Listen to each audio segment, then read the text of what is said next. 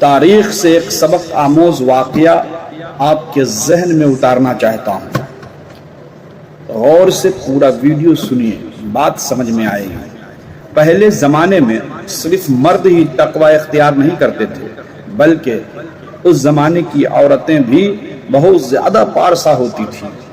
عورتوں کے تقوی کا بھی ایک واقعہ سن لیجیے. امام احمد بن حنبل کے بیٹے کا نام عبداللہ تھا.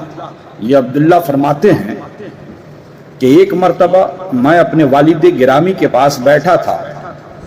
اس دوران ایک بوڑھی خاتون آئی اور اس نے میرے والد صاحب سے ایک مسئلہ پوچھا. یہ مسئلہ پوچھا کہ میں روئی کاٹتی ہوں. میں ایک رات چھت کے اوپر بیٹھ کر روئی کاٹ رہی تھی.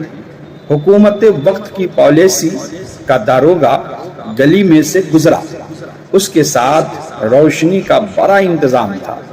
وہ وہاں کسی سے بات کرنے کے لیے رک گیا.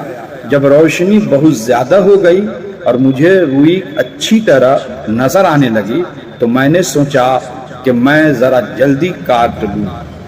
چنانچہ میں نے جلدی روئی کاٹی. جب وہ داروغہ ابن طاہر چلا گیا تو بعد میں مجھے خیال آیا کہ ان کا پیسہ تو مشتبہ قسم کا ہوتا ہے اور میں نے اس کی روشنی سے فائدہ اٹھایا ہے. اب یہ روئی میرے لیے جائز ہے یا نہیں؟ امام احمد بن حنبل نے جواب دیا، تم اس ساری روئی کو صدقہ کر دو، اللہ تمہیں اور رزق عطا فرمائے. حضرت عبداللہ کہتے ہیں کہ میں یہ سن کر بڑا حیران ہوا کہ یہ کیا جواب ہوا.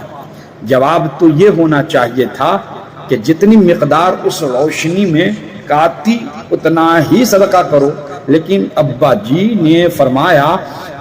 نے فرمایا کہ ساری روئی صدقہ کر دو. اس کے بعد وہ عورت چلی گئی. کہتے ہیں کہ 2-4 دن بعد پھر وہی بوڑھی عورت آئی اور کہا، جی میں نے امام صاحب سے مسئلہ پوچھنا ہے. چنانچہ وہ امام صاحب کے پاس جا کر مسئلہ پوچھنے لگے.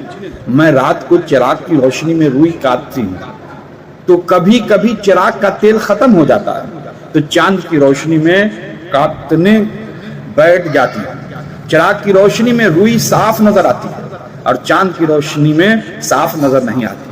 تو اب بتائیں کہ جب میں گاہک کو روئی بیچوں تو کیا مجھے بتانا پڑے گا کہ یہ چراغ کی روشنی میں کاٹی گئی ہے یا چاند کی روشنی میں کاٹی گئی ہے؟ امام صاحب نے فرمایا، ہاں تمہیں بتانا پڑے گا. اس کے بعد وہ دعا دے کر چلی گئی. فرماتے ہیں کہ جب وہ چلی گئی تو امام صاحب بھی اس کا تقوی دیکھ کر حیران ہوئے اور مجھے فرمایا کہ اس عورت کے پیچھے جاؤ اور دیکھو تو صحیح کہ یہ کس گھر کی عورت ہے. حضرت عبداللہ فرماتے ہیں کہ جب میں پیچھے گیا تو وہ بشر حافی رحمت اللہ علیہ کے گھر میں داخل ہوئی. پتا چلا کہ یہ بشر حافی رحمت اللہ علیہ کی بہن تھی جس کو اللہ نے اتنی تقوی بھری زندگی عطا فرمائی. اس وقت کی عورتیں بھی حرام اور مشتبہ چیزوں سے اتنا بچتی تھی. قیامت کے دن تو یہ عورتیں بھی ہم سے آگے بڑھ جائیں گی. ذرا غور کیجئے، جو علم آپ تک پہنچا وہ امانت ہے ان لوگوں کی جو لا علم ہے. لہٰذا یہ امانت اس کے حقدار تک سبھی اپنا اپنا فرض ادا کریں. اچھی معلومات